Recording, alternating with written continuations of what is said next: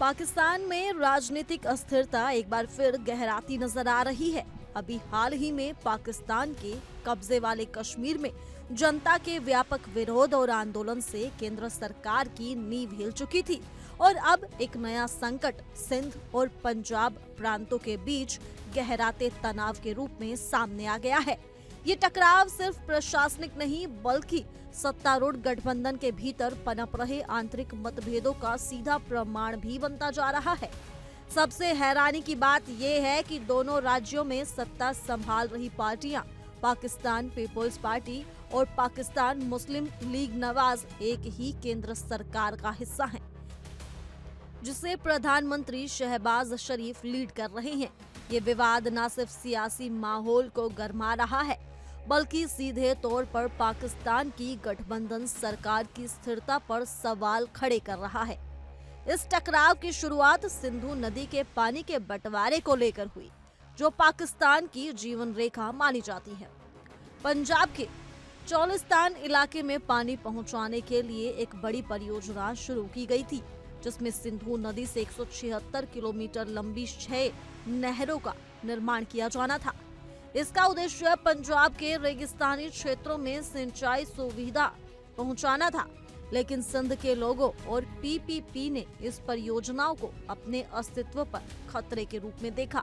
उनका आरोप है कि अगर सिंधु का पानी पंजाब की ओर मोड़ा गया तो सिंध में भारी जल संकट उत्पन्न हो जाएगा, खेती ठप हो जाएगी और लाखों लोगों की आजीविका पर खतरा मंडराने लगेगा। सिंध में इस परियोजना के खिलाफ बड़े पैमाने पर विरोध हुआ और आखिरकार परियोजना को रोक दिया गया, लेकिन इस बीच राजनीतिक बयानबाजी ने मामले को और भड़का दिया। पंजाब की मुख्यमंत्री और पूर्व प्रधानमंत्री नवाज शरीफ की बेटी मरियम नवाज ने इस मसले पर विवादास्पद बयान देते हुए पीपीपी को ये सलाह दी कि अपनी सलाह अपने पास रखें। इस बयान से पीपीपी बुरी तरह नाराज हो गई और उनके सांसदों ने संसदीय कार्यवाही का बहिष्कार कर दिया। वहीं उन्होंने मांग की कि मरियम अपने बयान पर माफी मांगे, लेकिन मरियम ने इसे सिरे से खारिज कर दिया। उन्होंने सार्वजनिक रूप से कहा कि मैं अपने बयान पर कभी भी माफी नहीं मांगूंगी। इसके बाद पीपीपी ने भी तीखा पलटवार किया और मरियम की सरकार को फॉर्म 47 की उपज बताते हुए ये तक कह दिया कि वो जनता का असली प्रतिनिधित्व नहीं करती। स्थिति के बिगड़ते ही मामला केंद्र तक पहुंच गया।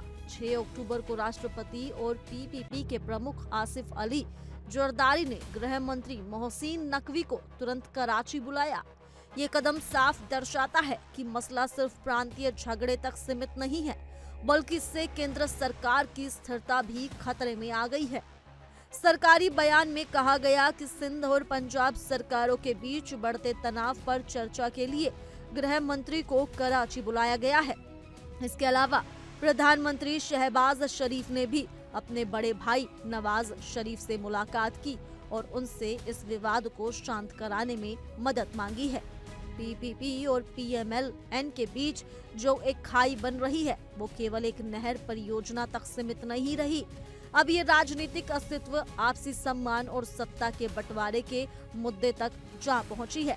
अगर ये विवाद जल्द नहीं सुलझा तो ये शहबाज शरीफ के नेतृत्व वाली गठबंधन सरकार के लिए बहुत बड़ी चुनौती बन सकता है। देश पहले ही गंभीर आर्थिक संकट, आईएमएफ की शर्तों और पाकिस्तान के कब्जे वाले कश्मीर में जनता के विरोध जैसे गंभीर मसलों से जूझ रहा है। अब अगर सरकार के भीतर ही इस तरह की खींचतान जारी रही तो न केवल प्रशासन पंगु हो सकता है बल्कि देश की आंतरिक स्थिरता भी खतरे में पड़ सकती है।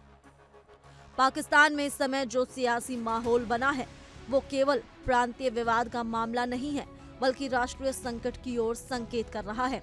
चौलिस्तान परियोजना और जल अधिकारों की लड़ाई ने पीपीपी और पीएमएल-एन के बीच की राजनीतिक दरार को सतह पर ला दिया है। यदि ये मतभेद गहराते हैं तो गठबंधन सरकार का भविष्य अधर में लटक सकता है और इसका सीधा असर आम जनता और देश की अर्थव्यवस्था पर पड़ेगा।